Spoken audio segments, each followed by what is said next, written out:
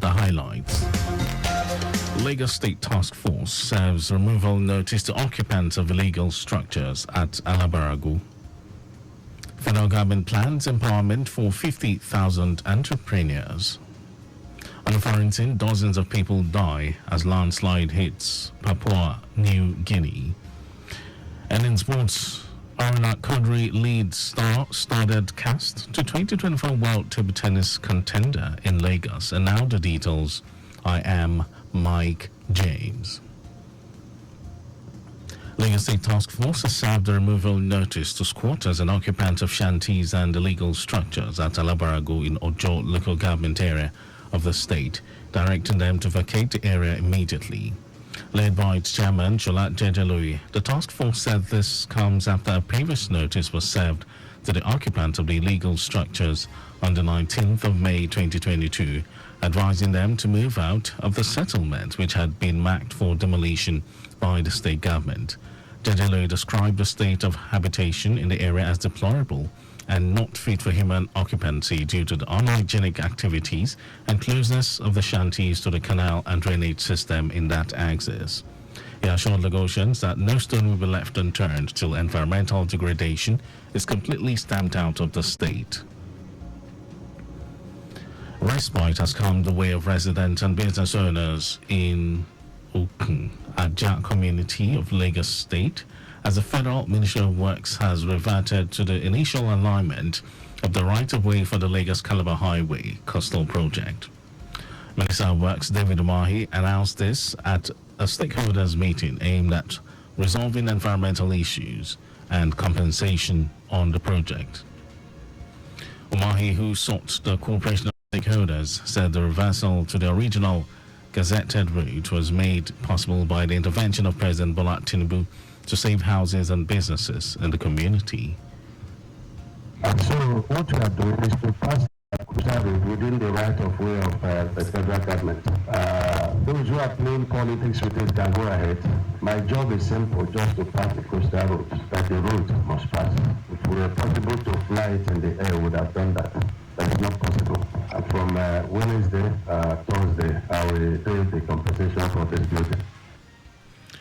Umahi, while restating that the economic benefits of the project outweigh the pains, also said the design of Section 2 of the road, which starts from Lekki Deep Seaport and ends at the border of Ogun and Ondo State, has been designed and awarded. He added that President Tinubu will officially flag off the 700 kilometers road on Sunday, May 26. 10 more people affected by the demolition process were compensated.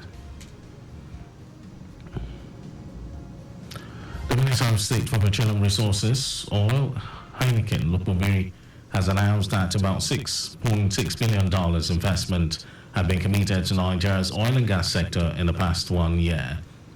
Lukubiri spoke in Abuja while providing an update on achievement in the oil sector since President Bola Tinubu assumed office on May 29, 2023. Lukubiri, who revealed that the federal government would soon seal a $20 billion deal to boost oil and gas production in Nigeria, also pointed out that Nigeria witnessed increased crude oil production since Tinubu assumed office.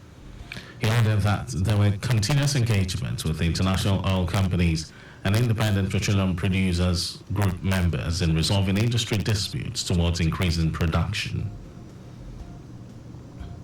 The Lagos State Ministry of Women Affairs and Poverty Alleviation, WAPA, has restated its zero tolerance to gender-based violence, noting that there is a need to combat domestic violence and enhance emergency response.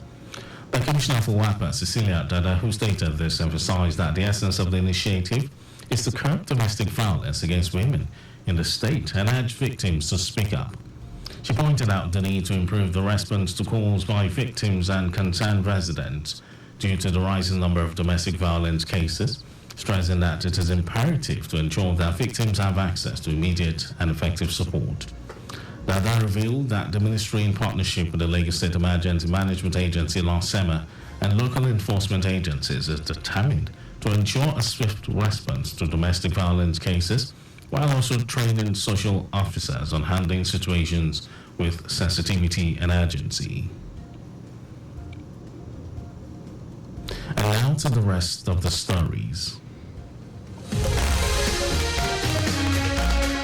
Minister of Youth Development, Jamila Bio Ibrahim, says the Federal Executive Council has approved the establishment of the Presidential Initiative for the Youth Entrepreneurship Cluster. According to her, the first 6 clusters will be activated in the coming weeks and are 50,000 entrepreneurs, creating up to 500,000 direct jobs and over 2 million indirect engagements for young Nigerians. Bio Ibrahim also highlighted the establishment of the Next Generation Bank, a specialized financial institution which aims to support youth-led initiatives in strategic sectors, providing vital financial services with an initial government investment of 5 billion naira matched by contributions from the Bank of Industry and private sector partners. She also stated that the ministry had initiated a national youth skills program to train 300,000 National Youth Service Corps members and 700,000 young people outside the NYSC scheme in the informal sector. Bio Ibrahim added that the skills program would serve as the administration's non-kinetic approach to solving challenges of insecurity. And the wife of the president, Oluremi Tinubu, says the administration of President Bola Tinubu will continue to put in place programs and policies aimed at changing the lives of the citizenry for the better.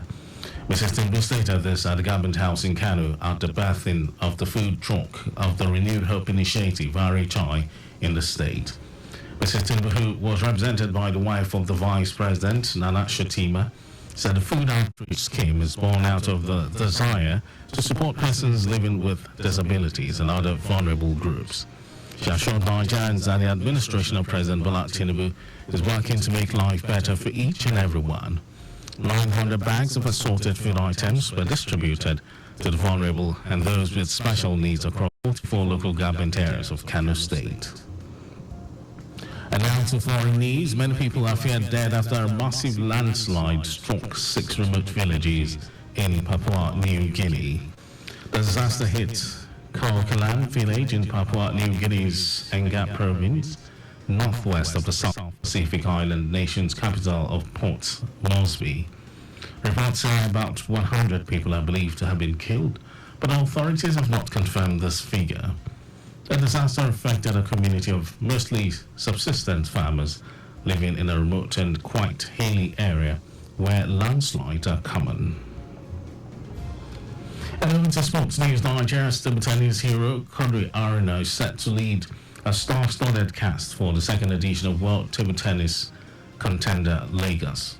Following the expiration of registration for the first WTT series in sub-Saharan Africa, the Nigerian is primed to make his first WTT series appearance on home soil, as this will also be a chance for the world number 19 to try to capture his very first WTT title, having not made a run beyond the quarterfinals since 2022. WTT Contender Lagos 2024 is set to be staged from June 19 to 23 at the Molade Okoya Thomas Indoor Sport Hall and offers up a total prize pool of $80,000 as well as 400 IWTF Table Tennis World Ranking points for the champions.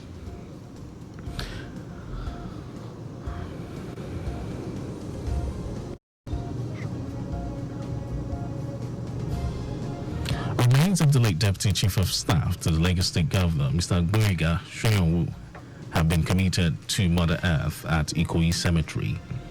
Late Soyinwu was appointed by Governor Babajide Sanwo-Olu in 2019 as Deputy Chief of Staff till his demise on May 15 after a brief illness at age 55. While speaking at the funeral service held at the Redeemed Christian Church of God, City of David Parish, Victoria Island, Pastor Dakbo Akioshu, who read from Proverbs chapter 22, verse 29, and Romans 12, verses 14, prayed for the repose of his soul and urged those who are still alive to use their position to better the lives of the less privileged in the society by being selfless in service, as exemplified by Jesus Christ. Earlier in his remarks, Governor Babajide Sanwo-Olu described the late Adegboyega Soyinwu as the engine room of his administration, whose death has created a large vacuum. He implored the family of the deceased to take solace in God, that he lived a good life and touched many lives positively while on earth. being a legacy of selflessness and of profound commitment to the greater good work Adegboyega has left behind. And his legacy will continue to inspire us, will continue to guide us, and remind us of the power of life of dedicated service to humanity. And therefore the challenge now belongs to you and I, who Boyega has left behind. The ball is now in our court to make our time here on earth count. Widow of the deceased, Mrs. Yewande Shoyan, will eulogize her late husband and appeal to anyone he might have offended while on earth to forgive him, for death is inevitable. The Bible says no situation is death. I never thought that situation would include the loss of Boyega.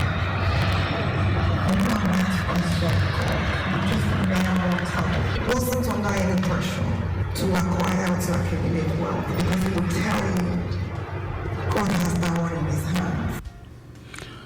Prayers were offered for the entire family by the chairman of Christian Association of Nigeria, CAN, Reverend Stephen Adegbite, while alumni members of King's College rendered the school anthem in honor of the deceased. And that was our news at 10. But just before we go, your vehicle is not a strong room. Please keep your valuables off the view of miscreants. You can follow us and like all our various social media platforms: X, Traffic Radio 961, Instagram, Lagos Traffic Radio 961. Subscribe and watch our news and programs live on YouTube at Traffic Radio 961. You can also visit our website, trafficradio961.ng. And did you know that the Sanwo-Olu administration initiated 500 hectares rice farm technology intervention project? Well, you can get more details on the Lagos State Government website. And to end the news, here are the highlights of the major stories. Lagos State Task Force has served the removal notice to squatters and occupants of shanties and illegal structures at Alabaragu in Ojo, local government area of the state, directing them to vacate the area immediately. The Minister of Youth Development, Jamila Bio Ibrahim, said the Federal Executive Council has approved the establishment of the Presidential Initiative for the Youth Entrepreneurship Cluster. And we also told you that many people are feared dead after a massive landslide struck 6 remote villages in Papua New Guinea. And in sports, Nigeria's table tennis hero, Quadri Aruna, is set to lead a star-studded cast for the second edition of World Table Tennis WTT Contender Lagos. And for contact with the newsroom, send a message to info@trafficradio961.ng. That ends the news broadcast. It was compiled by Abiola Fagbolagu. Thank you for listening, Lagos. My name is Mike James.